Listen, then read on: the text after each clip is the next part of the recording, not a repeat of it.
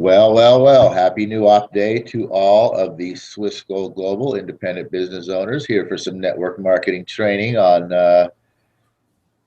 May 18th, new op day 2015 with our session here, number 138.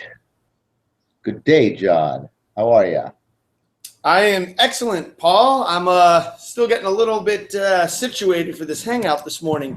I love this day of the week. First of all, it's the start of a whole new session. It's a new op day. There's opportunities on the horizon. It's a beginning. Every day's a beginning. But you know what? Today's going to be a great day. As is all of them. Yes. So as you guys know, new op day is Own Your Life Day, the 45-second presentation, and we're going to be picking up where we left off last new op day in the past session, which was in chapter 15, handling phrases,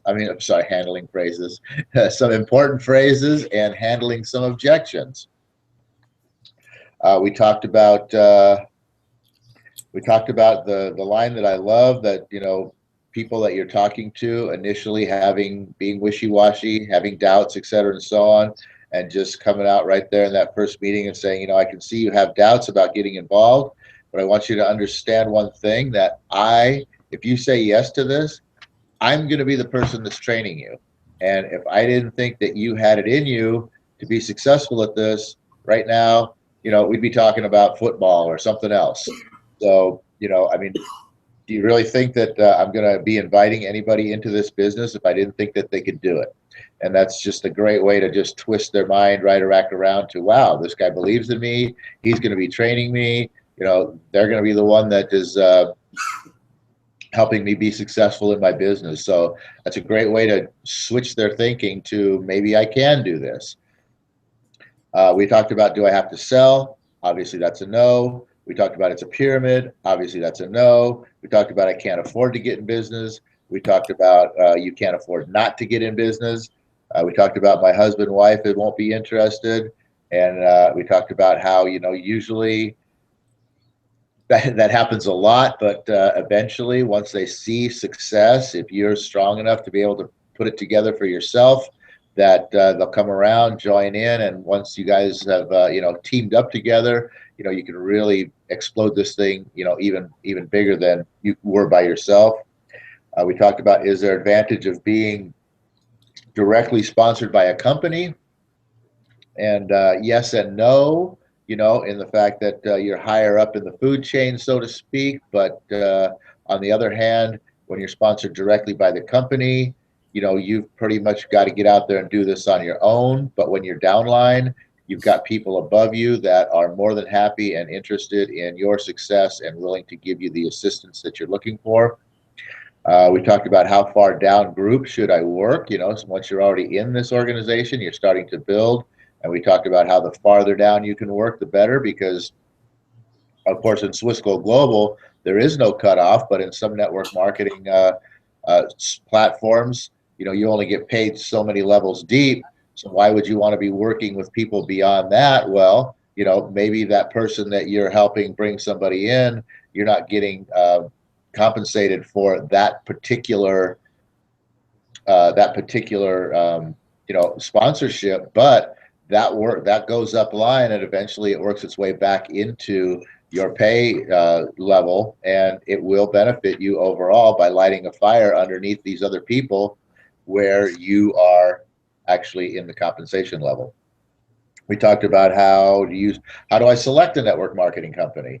And we talked about the fact that basically it comes down to, number one, products and services that you can, wholeheartedly get behind, backing, that you believe in, that you feel strongly about, that gets you excited, because your excitement level is what's going to help you out there bringing people in, because it's you that you're selling, in reality. So if you're not excited about it, like on Jeff's call this morning, I don't know if you were on the call, Jeff, where he says, how many people do you really think are going to be like, wow, this guy is really boring, but I'm sure his product and service is great, so I'm signing up. Not going to happen. You've got to be exciting and fun, and it's you that you're selling.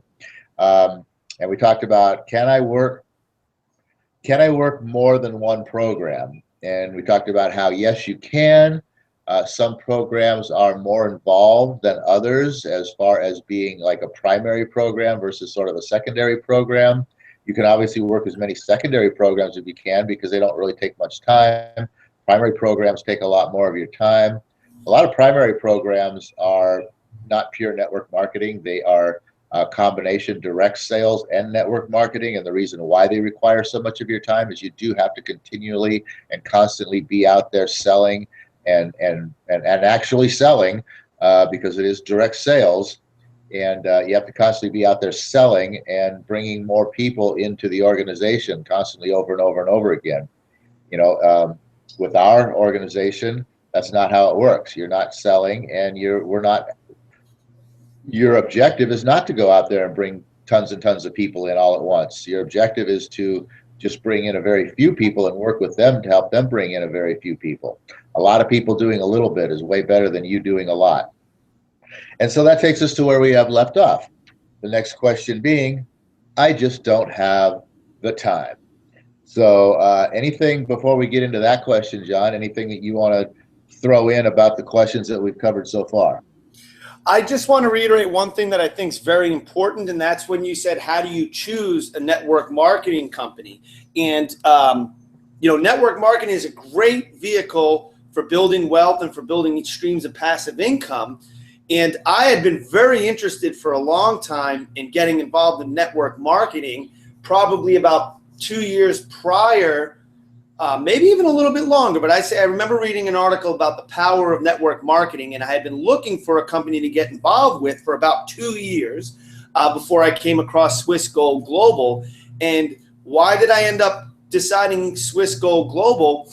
It was mainly because I believed in the product and the service. I'm someone that was already buying gold and silver prior to this, physical gold and silver. And I thought the savings opportunity and the discount prices of having being able to purchase gold and then have it stored in kind of like a bank account, I thought that was such a cool thing. And then my mentor who introduced me to Swiss Gold Global, when he talked about the various educational pieces and elements within the website, the product really resonated with me. So I just wanted to reiterate the point there that you said, Paul, that the product has to be something that you can fully 100% believe in, because if you don't, you're just not going to really be successful with it. You got to really believe in what you're doing. I just wanted to throw that piece in there too. And you go ahead, and I think you should get into the next part there.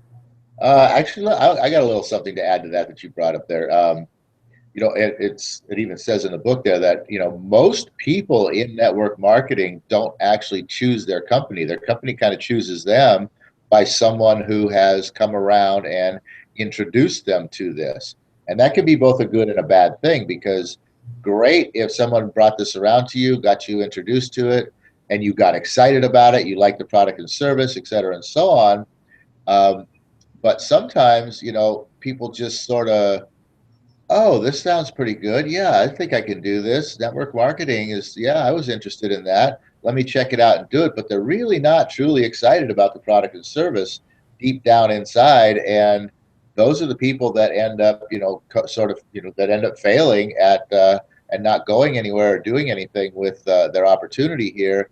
And those are the people that end up being soured upon the whole idea of network marketing. And it all does come back around to being excited about your product and service. So even if somebody's bringing network marketing to you, you got to look and stop and think, is this something that I can really get behind? Otherwise, you're just spinning your wheels, and you might end up on the other side of the fence as a, disbeliever in the whole network marketing, system. Okay, so I just don't have the time. This is your response, sort of. There's 4 elements to sponsoring in network marketing. He says in here, recruiting and sponsoring. I don't like using the word recruiting. So there's 4 elements to, there's 4 elements to sponsoring people in network marketing. Number 1 is contacts. Number 2 is time. Number 3 is energy. And number 4 is knowledge. Okay. If you're dealing with a very busy person, I just simply say to them, look, I'm not asking you for your time, just your contacts. Bring up the idea of network marketing to your friends and have them contact me. In other words, together we'll use your contacts, my time, my energy, and my knowledge. Where you may have spent 2 minutes to get them introduced to the idea, I'll be spending 2 hours, 2 days, whatever. So that's, somebody that says, "Oh, I don't have a lot of time." Hey, listen, you don't need to devote your time to this up front. All you got to do is is bring your contacts to the table. I'll put my time in on your behalf, and we'll take this, and bring people in and start building your organization that way. And eventually, you'll see some time start coming around for you. Oh, you're pausing, waiting for me. No, I mean, that's one of the great things about network marketing. There is leverage and using your upline's time. Sorry, Paul, I had a quick little distraction there. That's why I got kind of left the pause there. But I heard you, basically what I was getting at of what you're saying is that, you have the ability in this business to utilize your upline and someone more knowledgeable than you, the power of leveraging and using that person. Is that kind of the point you were trying to make? I'm sorry, I have it. Oh, perfect. Then I did hear you correctly. Yeah, absolutely. That's the whole thing, is you don't have to, with the right organization and the right upline and the right people above you and all of that, you don't have to initially, the people that you're looking to sponsor, you can really express the point to them that they don't have to put a lot of time into this. All they have to do is, utilize their contacts with a very brief, short, and we've got a few scripts for that type of a thing. The 3-second phone call. I don't know, is it the 30-second phone call? Whatever. Yeah. Yeah, where you don't really have to, where a person doesn't have to spend a lot of time, but all they have to do is just like spark an interest in somebody and then sort of pass the buck and say, hey, listen, I'm glad you're interested. I really want you to meet, Paul or John, and they can really, kind of explain how everything works for you. And so you've done nothing. You've spent a couple of minutes. You made a phone call. Maybe you made a couple of phone calls, and that's about it. I mean, that doesn't take a whole lot of time. Next thing you know, boom, you got somebody in your organization, and you get a little excited. You got some money coming in, and you're going, oh well, maybe I should put a little bit more time towards this.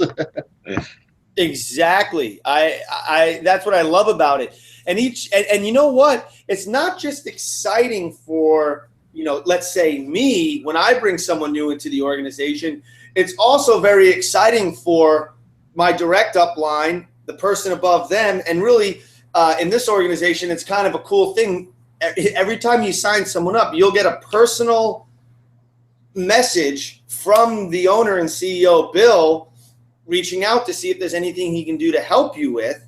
And, that's awesome when you think about leverage, is that this is a organization where you can use the CEO as leverage. It's pretty awesome.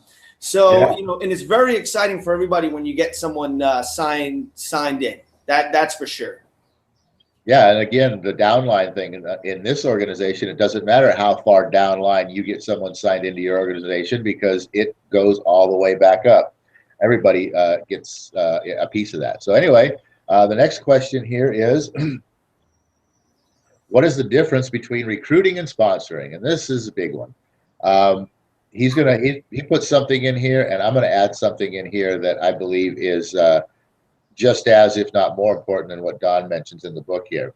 He says recruiting is when you bring someone into your organization who is already experienced in network marketing. Sponsoring has the connotation of bringing someone new into network marketing, to whom you are making a commitment to train regarding how the industry operates. You can build quickly by recruiting. However, you can build solid by sponsoring. So what he's saying here is that recruiting is when you're out there talking to people who are familiar with network marketing, who know network marketing, they've built network marketing organizations before. Maybe they're a little bit soured on their company, whatever, and you're showing them a new network marketing opportunity. And this is somebody who can come in and immediately start, maybe converting some of their own people that they already have, or they know how to get out there and start bringing people in. And so you're recruiting you're sort of recruiting experience. And he says that sponsoring is, when you're bringing in new people and making that commitment to them, and that's how you build a solid organization. And I agree 100% with that. The sponsoring thing is where, you're bringing in new people and even for me, in my mind, even if you're bringing someone in who has experience in network marketing, you're still sponsoring them, because quite honestly, if they're not familiar with this system, you're right back in the boat of teaching and training them this system so that they can start building your organization the right way. So sponsoring, to me, regardless of whether they're experienced or not, is all about you making the commitment to build that other person's organization with them, for them almost, to a certain respect, as we just talked about in the previous question. Someone who doesn't have time or whatever in the beginning, it's basically your commitment to them that you're going to actually start building their organization for them in the very beginning, until they start sparking the interest and start putting more time in their self in. So that's where sponsoring, to me, is different from what I think as far as difference in recruiting is. I've seen a lot of network marketing organizations, especially, like I said, the combination direct sales and network marketing organizations. They're really based around, when they're based around selling, primarily with a network marketing platform that has an arena for you to build some passive income, but it's all based around you continually being out there having to sell.